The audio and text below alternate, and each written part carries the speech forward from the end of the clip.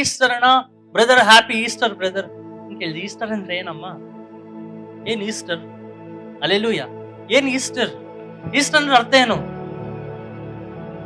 ಈ ಒಂದು ಹಬ್ಬ, ಈಸ್ಟರ್ ಹಬ್ಬ ಅಂದರೆ ಏನ್ ಗೊತ್ತಾ? ನಾವು ಫಾರಿನ್ ಕಂಟ್ರೀಸ್ ಔಟ್ಸೈಡ್ ಅಮೆರಿಕಾದಲ್ಲಿ, US, UK ನೋಡಬಹುದು. ಏನಂದ್ರೆ ಈ ಹಬ್ಬಕ್ಕೆ ಏನ್ ಮಾಡ್ತಾರೆ ಗೊತ್ತಾ? ಮೊಟ್ಟೆಗಳಿಗೆ ಡಿಸೈನ್ ಹಾಕಿ ಒಂದು ಬನ್ನಿ ರ್ಯಾಬಿಟ್ ನ ತಂದು ಡೆಕೋರೇಷನ್ ಮಾಡಿ ಮೊಟ್ಟೆಗಳನ್ನ ರ್ಯಾಬಿಟ್ ತರ ಬಿಡಿಸಿ ಈಸ್ಟರ್ ಗೊಂಬೆ ಎಂಬುದಾಗಿ ಆಚರಣೆ ಮಾಡ್ತಾರೆ. ಅದಲ್ರಿ ಹಬ್ಬ. ಈ ಹಬ್ಬ ಏನಾಗಿದೆ? ಚರಿತ್ರೆಯಲ್ಲಿ ಮೊಟ್ಟ ಮೊದಲನೇದಾಗಿ ಮರಣವನ್ನು ಗೆದ್ದು, ಮರಣವನ್ನು ಸೋಲಿಸಿ, ಮರಣದ ಕೊಂಡಿಯನ್ನು ಮುರಿದಾಕಿ, ನಾನು ಮರಣಕ್ಕಿಂತ ದೊಡ್ಡವನು,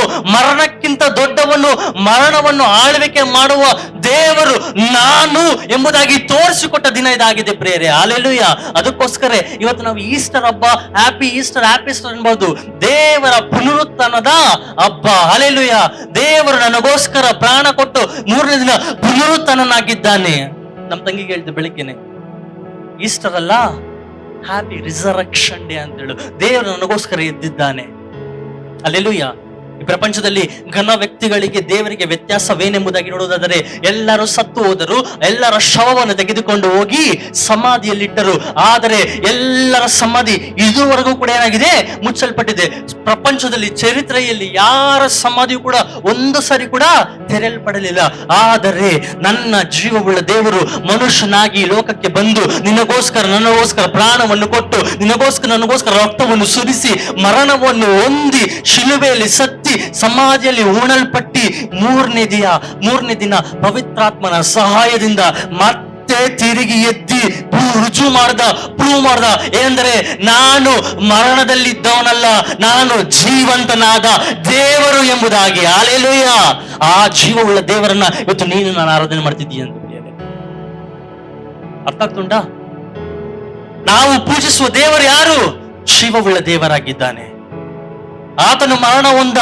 ಜನರೆಲ್ಲ ಅನ್ಕೊಂಡ್ರು ಆತನು ಮರಣ ಹೊಂದ, ಎಲ್ಲಾ ಮನುಷ್ಯನಾಗಿ ಆತನು ಕೂಡ ಸತ್ತು ಬಿಟ್ಟ, ಎಲ್ಲ ದೊಡ್ಡ ಗುರುಗಳ ಹಾಗೆ ಆತನು ಸತ್ತು ಬಿಟ್ಟ, ಎಲ್ಲಾ ಪ್ರವಾದಿಗಳ ಹಾಗೆ ಆತನು ಸತ್ತು ಬಿಟ್ಟ. ಯೇಸು ಸ್ವಾಮಿ ಇಲ್ಲ ಎಂಬುದಾಗಿ ಕೂದ್ರು. ಆದರೆ 3ನೇ ದಿನ ಆತನು ಹೇಳಿದ ಪ್ರಕಾರವೇ ಆ ಒಂದು ಸಮಾಧಿಯನ್ನು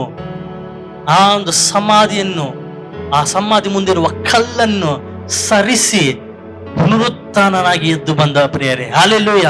ಇವತ್ತು ಯಾಕೆ ನಾವು ಆ ದೇವರನ್ನ ಪೂಜಿಸ್ತಿದೀವಿ ಎಂಬುದಾಗಿ ನೋಡುವುದಾದರೆ, ನನ್ನ ದೇವರು ಸತ್ತಂತ ದೇವರಲ್ಲ, ಸತ್ತವರಲ್ಲಿ ಜೀವಂತವಾಗಿರುವ ದೇವರು ಆತನಾಗಿದ್ದಾನೆ. ಹಲ್ಲೆಲೂಯ. ಆತನು ಸತ್ತಿರೋದು ಮಾತ್ರವಲ್ಲ, ಪುನರುತ್ಥಾನನಾಗಿ ಎದ್ದು, ಆತನ ಪುನರುತ್ಥಾನವು ಯಾರಿಗೆ ಕೊಟ್ಟಿದ್ದಾರಂತೆ? ನಮಗೆ ಆತನು ಕೊಟ್ಟಿದ್ದಾನಂತೆ. ಮರಿಯಳು ಮುಂಜಾನೆ ಎದ್ದು ಯೇಸು ಸ್ವಾಮಿಗೆ ತೈಲವನ್ನು ಎಣ್ಣೆಯನ್ನು ತೆಗೆದುಕೊಂಡು ಹೋಗ್ತಾಳಂತೆ. ಯಾಕೆಂಬುದಾಗಿ ನೋಡುವುದಾದ್ರೆ, ಹಳೆ ಕಾಲದಲ್ಲಿ ಮನುಷ್ಯನು ಸತ್ತಿರಬೇಕಾದರೆ ಅವನ ಶರೀರವನ್ನು ತೆಗೆದುಕೊಂಡು ಹೋಗಿ ಸಮಾಧಿಯಲ್ಲಿ ಇಡುತ್ತಾರೆ.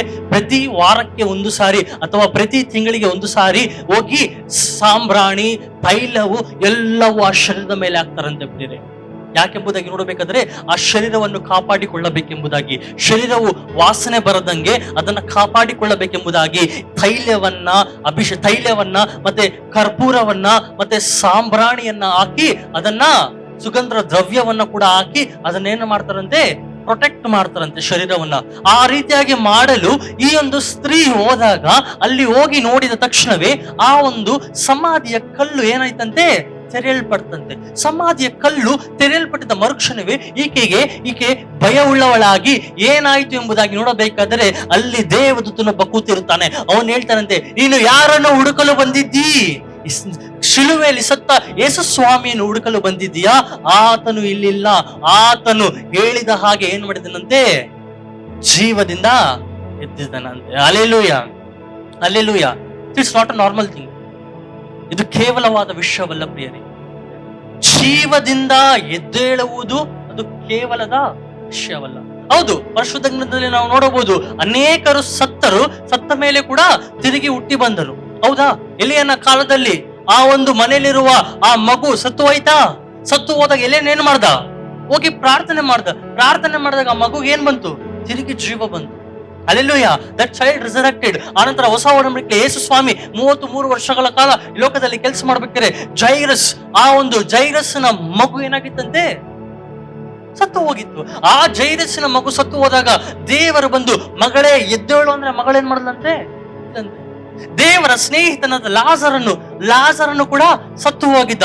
ಸತ್ತು ಹೋದ ನಂತರ ಲಾಜರ್ನ ಸಮಾಧಿ ಹತ್ರ ಹೋಗಿ ದೇವರು ಲಾಜರ್ನೇ ಎದ್ದು ಹೊರಗಡೆ ಬಂದಾಗ ಲಾಜರ್ನ ಏನ್ ಮಾಡ್ದ, ಎದ್ದು ಹೊರಗಡೆ ಬಂದ. ನೀವು ಕೇಳ್ಬೋದು, ಅಣ್ಣ ಅವರಿಗೆ ಇವರಿಗೆ ವ್ಯತ್ಯಾಸವೇನು, ಅವರು ಸತ್ತಿ ಎದ್ದರು, ಲಾಜರನು ಕೂಡ ಸತ್ತಿ ಎದ್ದನು, ಜೈರಸನ ಮಗಳು ಕೂಡ ಸತ್ತಿ ಎದ್ದನು. ಇಲ್ಲಿ ಹಳೆ ಒಡಂಬಡಿಕೆಯಲ್ಲಿ ಎಲಿಯನ ಮನೆಯಲ್ಲಿರುವ ಆ ಮಗು ಕೂಡ ಸತ್ತಿ ಎದ್ದಳು, ಇಲ್ಲಿ ಯೇಸು ಸ್ವಾಮಿ ಕೂಡ ಸತ್ತಿ ಎದ್ದನು. ಎರಡಕ್ಕೂ ವ್ಯತ್ಯಾಸವೇನಣ್ಣ ನನಗೆ ಕೇಳಬಹುದು.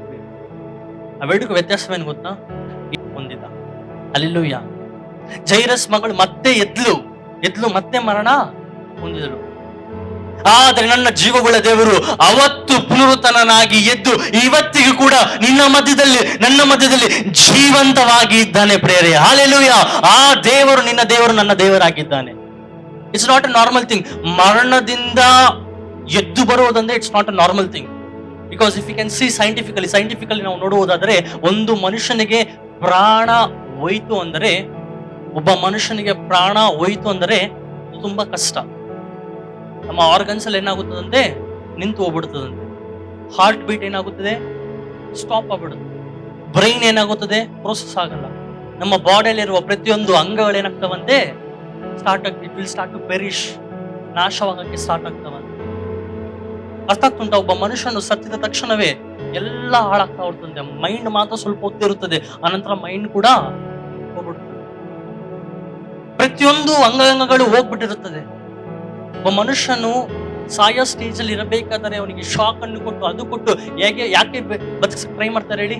ಒಂದು ಸಾರಿ ಎಲ್ಲ ಅಂಗಗಳು ನಿಂತು ಹೋಗ್ಬಿಟ್ರೆ ಮತ್ತೆ ಅಂಗಗಳನ್ನ ಸ್ಟಾರ್ಟ್ ಮಾಡೋದು ಕಷ್ಟ. ಶಾಕ್ ಟ್ರೀಟ್ಮೆಂಟ್ ಅನ್ನ ಕೊಡ್ತಾರೆ, ಅದು ಮಾಡ್ತಾರೆ, ಇದು ಮಾಡ್ತಾರೆ ಬದುಕಿಸ್ಬೇಕೆಂಬುದಾಗಿ. ಒಂದು ಸಾರಿ ಪ್ರಾಣ ಹೋದ್ರೆ ಡಾಕ್ಟರ್ ಕೈಲಿ ಬದುಕಿಸ ಸಾಧ್ಯನಾ? ಇಲ್ಲ. ಒಂದು ಸಾರಿ ಪ್ರಾಣ ಹೋದ್ರೆ ಸಾಧ್ಯ. ಅಂಥದ್ರಲ್ಲಿ ನನ್ನ ಜೀವವುಳ್ಳ ದೇವರು ಸತ್ತ ಮೇಲೆ ಕನ್ಫರ್ಮೇಶನ್, ಅವನು ಸತ್ತನೆಂಬುದಾಗಿ ಕನ್ಫರ್ಮೇಶನ್ ಬಂದ ಮೇಲೆ ಆತನ್ನು ತೆಗೆದುಕೊಂಡು ಬಂದು ಬಟ್ಟೆಯನ್ನ ಸುಟ್ಟಿ ಎಲ್ಲಿಟ್ರಂತೆ, ಸಮಾಧಿಯಲ್ಲಿ ಇಟ್ಟರಂತೆ ಪ್ರಿಯರೇ. ಸಮಾಧಿಯಲ್ಲಿ ಇಟ್ಟ ನಂತರ ಎಲ್ಲಾರ ದೃಷ್ಟಿಯಲ್ಲಿಯೂ ಯೇಸು ಸ್ವಾಮಿ ಸತ್ತಿದ್ದಾನೆ. ಎಲ್ಲಾ ಮನುಷ್ಯನ ಹಾಗೆ ಆತನು ಕೂಡ ಸತ್ತಿದ್ದಾನೆ. ಮತ್ತೆ ಆತನು ತಿರುಗಿ ಎದ್ದೇಳುವುದಿಲ್ಲ. ಆತನು ಮರಣವನ್ನು ಹೊಂದಿದ್ದಾನೆ. ಆದರೆ ಅನೇಕ ಪ್ರವಾದನೆಗಳು ನುಡಿದಿದ್ದಾರೆ. ಅದು ಏನೆಂಬುದಾಗಿ ನೋಡುವುದಾದರೆ, ಆತನು ಮತ್ತೆ ತಿರುಗಿ ಎದ್ದೇಳುತ್ತಾನೆ. ಯೇಸು ಸ್ವಾಮಿ ಸ್ವತಃವಾಗಿ ಹೇಳಿದ್ದಾನೆ, ಈ ಆಲಯವನ್ನು ನೀನು ಕೆಡಿಸಿ ಬಿಡಿಸು, ಇದನ್ನ ನಾನು ಎಷ್ಟು ದಿನದಲ್ಲಿ ಕಟ್ತೇನೆ, 3 ದಿನದಲ್ಲಿ ನಾನು ಕಟ್ತೇನೆ ಎಂಬುದಾಗಿ ಯೇಸು ಸ್ವಾಮಿ ಕೂಡ ಹೇಳಿದ್ದಾನೆ.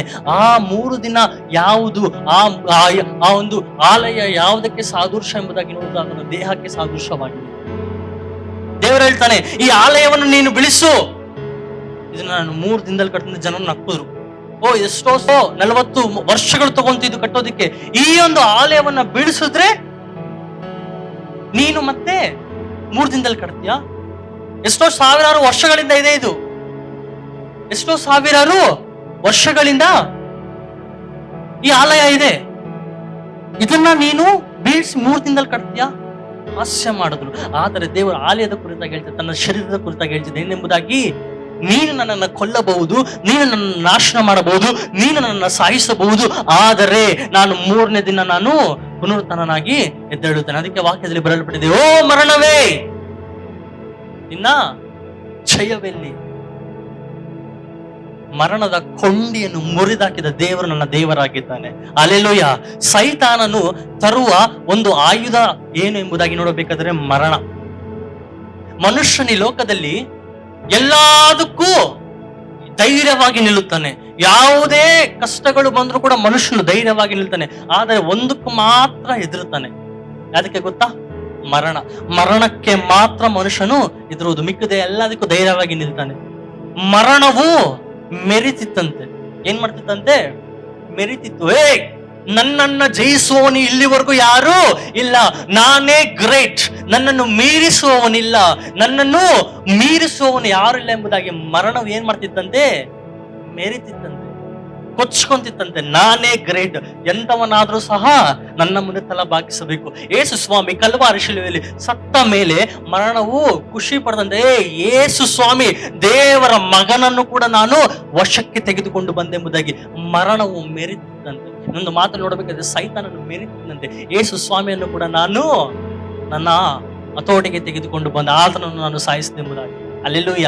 ಆದ್ರೆ ಇವರಿಗೆ ಗೊತ್ತಿಲ್ಲ, ನನ್ನ ದೇವರು ಮರಣಕ್ಕಿಂತ ದೊಡ್ಡವನೆಂಬುದಾಗಿ. ಅಲ್ಲೆಲೂಯ. ಆತನೇನು ಮಾಡಿದ? ಸಮಾಧಿಯಲ್ಲಿರಬೇಕಾದ್ರೆ ಪವಿತ್ರಾತ್ಮನು, ಆತನ ದೇಹವು ಮಲಗಿತ್ತಂದ್ರಿ. I can image like this. ತರ ಇಮೇಜಿನ್ ಮಾಡ್ಕೊಂತಿದ್ದೆ ನಾನು ಸ್ಟಡಿ ಆಗಬೇಕಾದ್ರೆ. ಆ ಸಮಾಧಿಯಲ್ಲಿ ಆ ದೇಹವಿಗೆ ಮಲಗಿದ್ದು ಬೇಕಾದ್ರೆ ಪವಿತ್ರಾತ್ಮನು ಆಕಾಶದಿಂದ ಇಳಿದು ಬಂದು ಆ ಮಲಗಿರುವ ದೇಹವನ್ನು ತಟ್ಟಿ ತಟ್ಟಿ ತಟ್ಟಿ ಎಬ್ಬಿಸುತ್ತದೆ. ಆ ತಟ್ಟಿದ ಮರುಕ್ಷಣವೇ ಕಣ್ಣು ಮುಚ್ಚಿದ ಆ ದೇಹ ಒಂದೇ ಸಾರಿ ಕಣ್ಣನ್ನು ತೆಗೆದು ಎದ್ದು ನಿಂತು ಕುತ್ಕೊಂಡು ದೇವರಿಗೆ ಸ್ತೋತ್ರ ಮಾಡಿ, ಆ ದೇವದೂತನು ಕಲ್ಲನ್ನು ಸರಿಸಿದ ಮರುಕ್ಷಣವೇ ಜೀವವುಳ್ಳ ದೇವರು ಪುನರುತ್ಥಾನನಾಗಿ ಒಂದೊಂದೇ ಹೆಜ್ಜೆಗಳನ್ನು ಹಾಕಿಕೊಂಡು ಹೊರಗಡೆ ಬಂದ ಪ್ರಿಯರೇ. ಹಲ್ಲೆಲೂಯ. ಇಲ್ಲಿವರೆಗೂ ಪ್ರಪಂಚದಲ್ಲಿ ಯಾರು ಕೂಡ ಸತ್ತ ಮೇಲೆ ಎದ್ದಿದ್ದು ಚರಿತ್ರೆನೇ ಇಲ್ಲ. ಆದ್ರೆ ನನ್ನ ದೇವರು ಅಸಾಧ್ಯವನ್ನು ಸಾಧ್ಯವಾಗಿ ಮಾಡಿ ನಿನ್ನ ಮುಂದೆ ನನ್ನ ಮುಂದೆ ಬಂದಿದ್ದಾನೆ. ಇವತ್ತು ಯಾಕೆ ನಾವು ದೇವರನ್ನು ಸ್ತುತಿಸಬೇಕು, ಯಾಕೆ ನಾವು ಆರಾಧನೆ ಮಾಡಬೇಕೆಂಬುದಾಗಿ ನೋಡುವುದಾದರೆ, ಆತನು ಮೌನವಾಗಿರುವ ದೇವರಲ್ಲ, ಆತನು ನೋಡದೇ ಇರುವ ದೇವರಲ್ಲ. ವಾಕ್ಯದಲ್ಲಿ ಬರೆಯಲ್ಪಟ್ಟಿದೆಯಲ್ಲ, ನನ್ನ ದೇವರು ಕಣ್ಣಿದ್ದರೂ ನೋಡದೇ ಇರುವ ದೇವರಲ್ಲ. ಕಣ್ಣಿದ್ದರೂ ನೋಡದೇ ಇರುವ ದೇವರಲ್ಲ, ಕಿವಿ ಇದ್ದರೂ ಕೇಳದೇ ಇರುವ ದೇವರಲ್ಲ, ಬಾಯಿದ್ದರೂ ಮಾತನಾಡದೇ ಇರುವ ದೇವರಲ್ಲ. ನನ್ನ ದೇವರು ಯಾರಾಗಿದ್ದಾನೆ? ಜೀವವುಳ್ಳ ದೇವರಾಗಿದ್ದಾನೆ. ಹಲ್ಲೆಲೂಯ. ಆತನು ಮಾತನಾಡುವ ದೇವರು, ನೋಡುವ ದೇವರು, ಆತನು ನಡೆಯುವ ದೇವರು, ನಡೆಸುವ ದೇವರು. ನಿನ್ನ ದೇವರು ನನ್ನ ದೇವರಾಗಿದ್ದಾನೆ ಪ್ರಿಯರೇ. ಹಲ್ಲೆಲೂಯ. ಆ ದೇವರನ್ನ ನಾವು ಇವತ್ತೇನ್ ಮಾಡ್ತಿದೀವಂತೆ? ಪೂಜಿಸ್ತಿದೀವಂತೆ ನೋಡಿ ಪ್ರಿಯ.